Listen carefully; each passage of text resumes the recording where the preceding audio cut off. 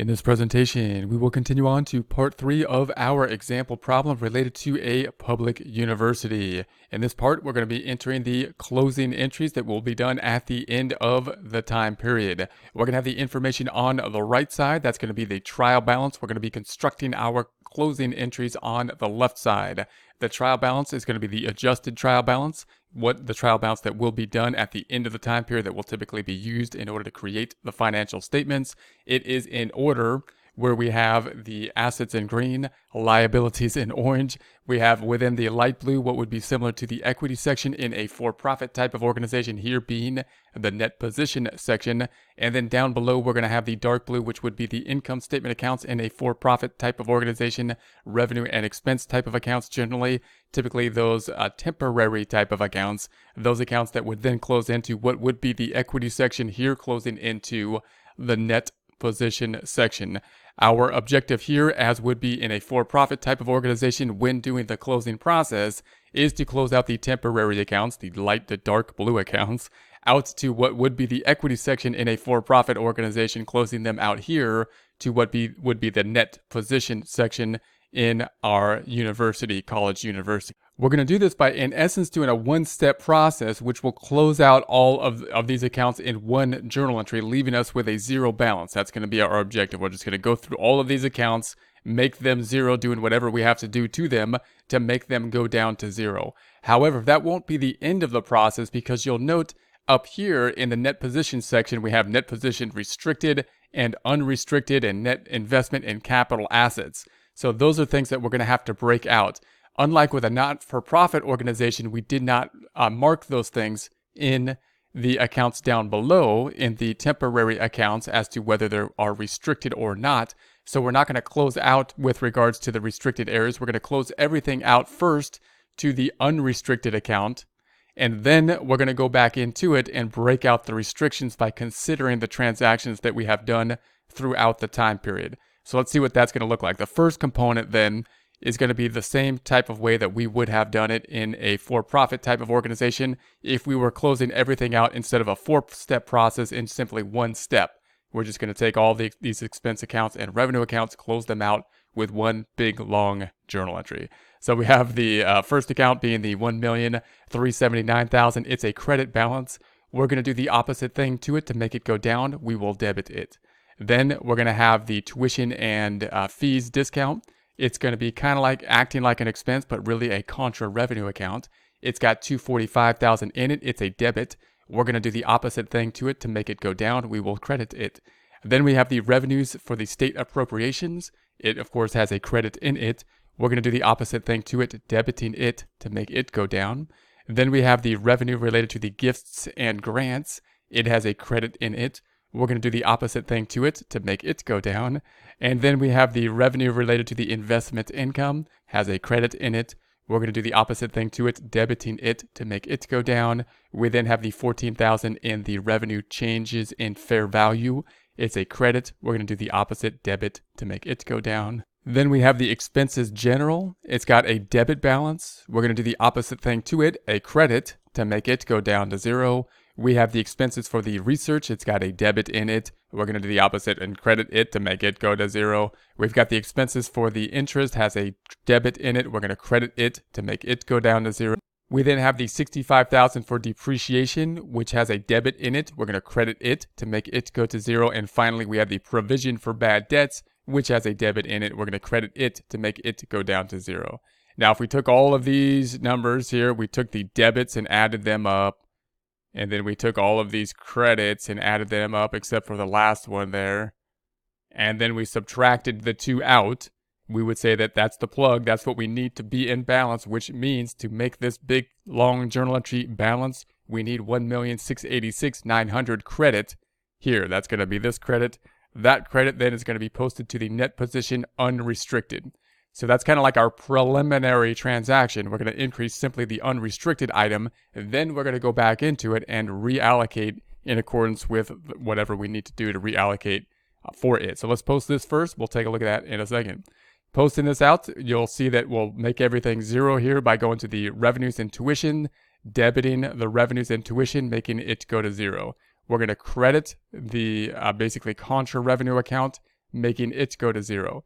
We're going to debit the state appropriations, making it go to 0. We're going to debit the revenue for the gifts and make it go to 0. We're going to debit the investment income, making it go to 0. We're going to debit the change in the fair value, and that will make it go to 0.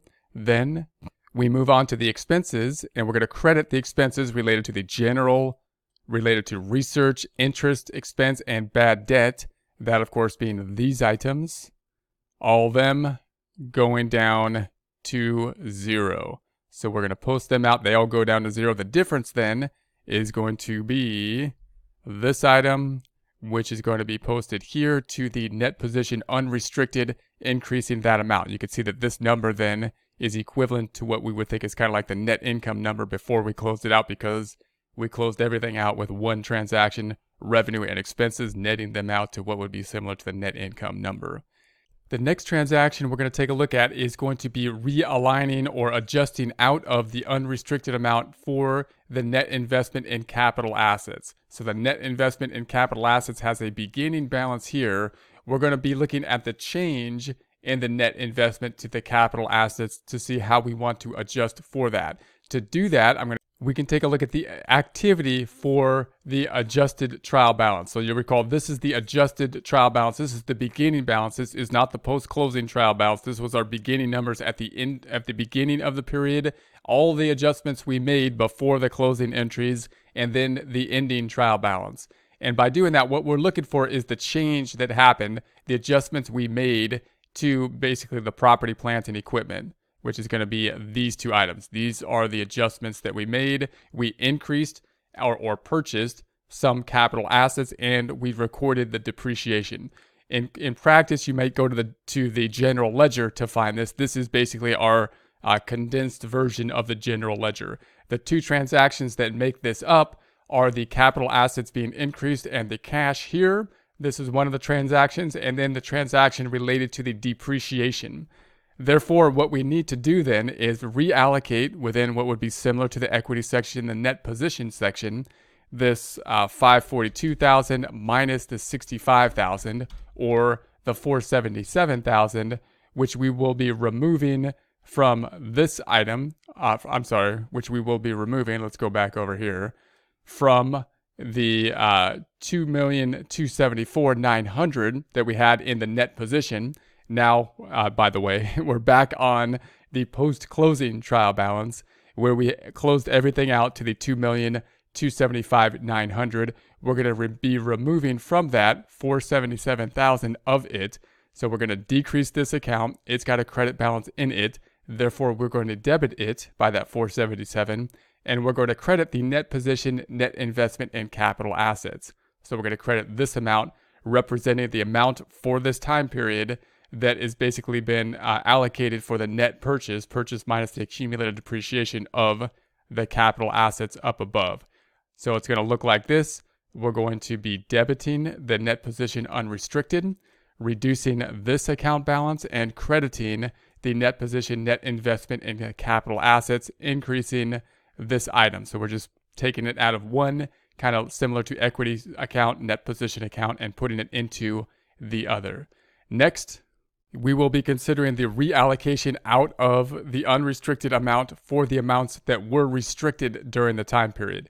So you'll recall that there was a couple amounts as we went through the recording of the transactions that had restrictions on them.